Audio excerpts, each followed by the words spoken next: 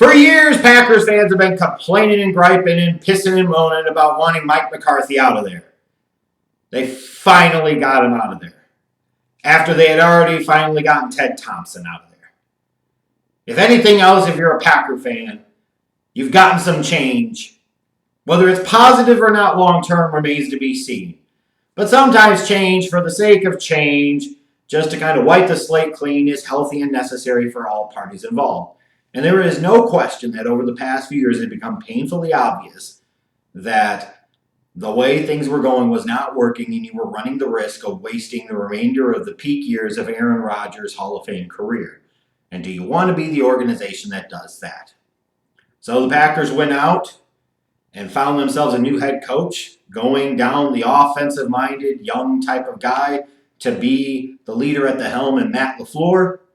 NFL is a copy and paste league. What the Rams did, other teams are trying to do as well, the Packers being one of them. And what's interesting is the Packers finally went out and spent money in free agency. Finally did that. After so many years of Packer fans legitimately griping about Ted Thompson not going out there and spending money in free agency, Gutekunst finally went out there and spent some money. How well he spent it and where he spent it, you could question a little bit. But they brought in help on the edges of that defense with Preston Smith and Zadarius Smith gone as Clay Matthews. They go out and sign Adrian Amos away from the Bears. They bring in Billy Turner as a starter on that offensive line. The Packers at least came to the realization is that this stubborn belief that they were so good at drafting and developing talent that they didn't have to go out there and plug any of the holes or fill any of the gaps on the roster by spending any money in free agency. Those days are done, and they needed to be done. They needed to be done. And thankfully, at least you could feel like if you're a Packers fan, that there's some realization of that. Now, what I don't get is you're spending that big money in free agency and you let Mike Daniels go. I didn't realize Mike Daniels was done as a player. I didn't realize Mike Daniels was a bad player. I was kind of surprised. Maybe the cap number was a little restricted, but couldn't you figure out a way to get it done? I was a little bit curious for sure as the fact of they're spending this money in free agency, but then they're releasing somebody who was a core player on their defense, Mike Daniels. That was surprising to me. And heading into this draft, on top of spending the money in free agency, the Packers had 2 first-round picks, and what were they going to do with those picks? Well, I think the jury is out, and it remains to be seen. I do think Darnell Savage, long-term, is going to be a pretty good starter in the back end of that defense for the Packers. Even though I felt like they reached for him a little bit, in the grand scheme of things, I think that's going to kind of be a wash. I think he's a really good player, and I think he's going to be a long-term starter, potentially an impact player in the back end of that defense. After so many picks being high picks at that being spent in that secondary, Packers fans have got to hope that that's the case. I think I have a lot more concerns and questions about Rashawn Gary. You took him 12th overall out of Michigan. What's his systematic fit here? What's he going to do? Where is he going to play? I understand you look at him, he's a former 5-star recruit out of high school. He's got great size. He's got great athleticism. But can he actually play? And you can blame him being played out of position at Michigan all you want. But plenty of other guys are played out of position in college and are more productive and more consistent than Rashawn Gary was. And in particular, when I watched him on film, one thing that concerned me was a relatively pathetic lack of effort that I saw on a pretty consistent basis. I look at him and I say, it was kind of interesting to me that after spending money on Preston Smith and Zadarius Smith to be edge rushers, and you already have Kyler Fackrell in the mix, who had, 10.5 sacks last season, you would spend the 12th overall pick on yet another edge rusher. And while you could argue that you want to have depth and options at that position, and I understand that, was this really the best depth, the best option that you could have at this point? Why not draft Brian Burns instead? That's one that I just won't get. Jay Sternberger, their 3rd-round pick, the tight end from Texas A&M, is now on injured reserve. We'll see if he comes back and plays it all this year. I think Elton Jenkins, the interior offensive lineman from Mississippi State that they took in round number 2, at some point in time, whether it be during his rookie season or in 2020, is going to be a starter on the interior, and he's going to be a pretty good one. So I don't think the draft class was all that bad. But the bigger concern I have is that you've had so many years where you've spent multiple premium picks, 1st-round picks, 2nd-round picks, 3rd-round picks, on the defensive side of the ball, especially the secondary, but just in general on the defensive side of the ball. Where is the return on that investment? Where is the payoff? And all the while, your team ultimately is going to be successful based off of the successes and or failures of Aaron Rodgers.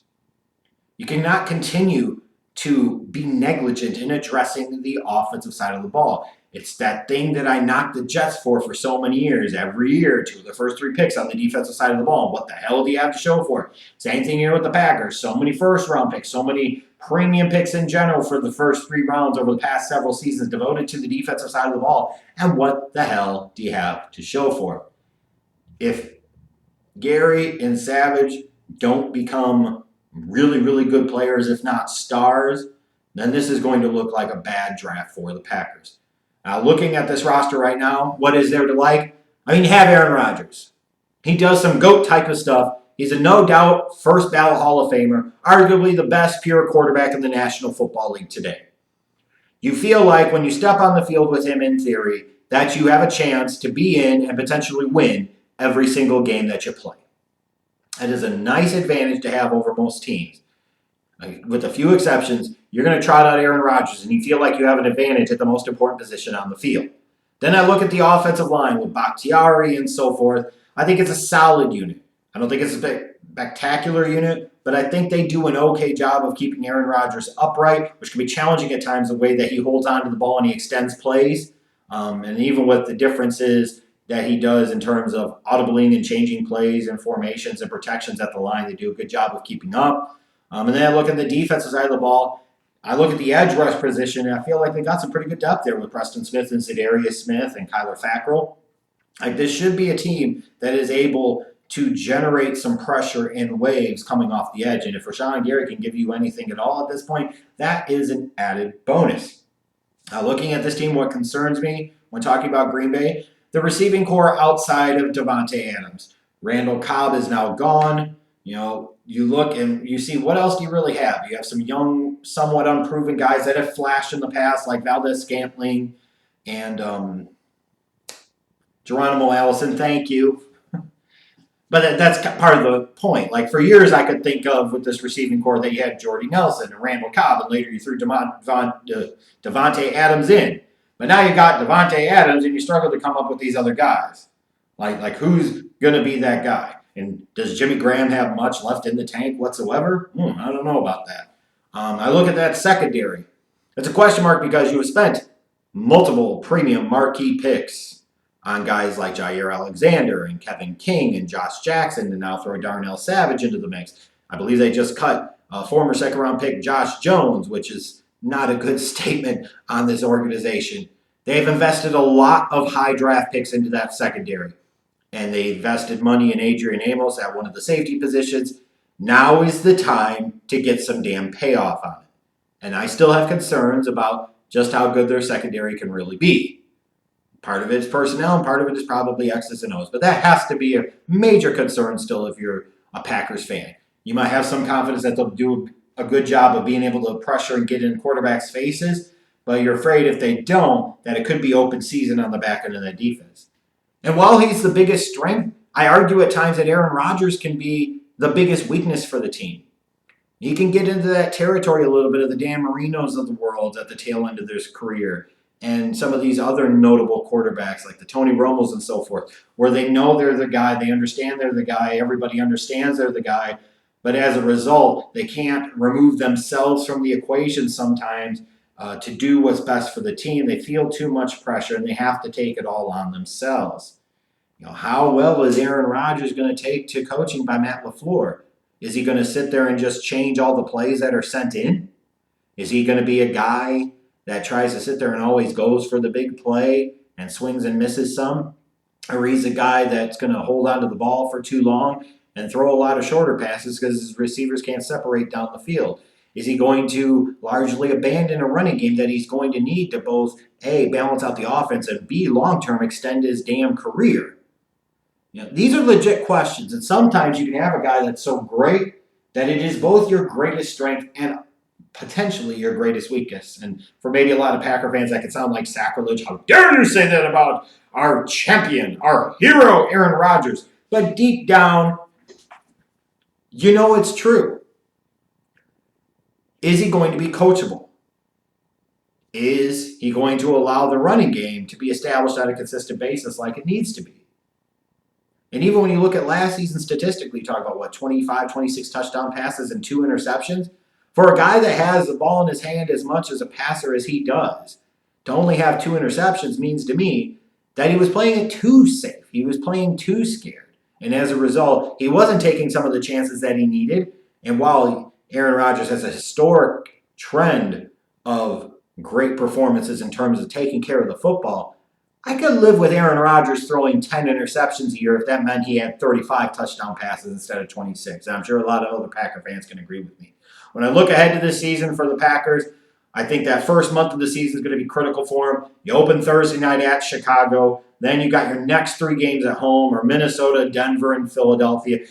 So even if the Packers go into Soldier Field in week 1 and lose, they've got a chance next 3 games at Lambeau after that to get that taste out of their mouth and position themselves well at 2-2, 3-1. And what happens if they find a way to go into Soldier Field and beat Chicago in week number 1? Now you start to take the Packers a little seriously because Minnesota, Denver, Philadelphia, you come out of that opening month and the Packers are 3-1, they're in the mix. They've got a chance. And if they're able to hang on and Aaron Rodgers stays healthy and they do a better job of sticking with the running game and somebody steps up in the passing game outside of Davante Adams, you go to that end of season stretch and that could be potentially where everything is determined for Green Bay. Their last 6 games of the year at San Fran, at the Giants, wouldn't appear to be an impossible task. Then you've got Washington at home, again favorable. Chicago at home. Then you got to go to Minnesota and to Detroit to close out the season. Now, right there between weeks 12 and 14, if you're a Packers fan and you want this team to make the playoffs, that's where you got to do some damage as well. I look at this team right now, and I don't know what to make out of them, honestly. Like, there have been years in the past where I feel like I have overrated the Packers too much because they had Aaron Rodgers and ignored some of the other glaring, gaping holes and deficiencies in this roster. What I'm worried about is that I'm overcompensating this year too much by focusing too much on the gaping holes and glaring voids in their roster.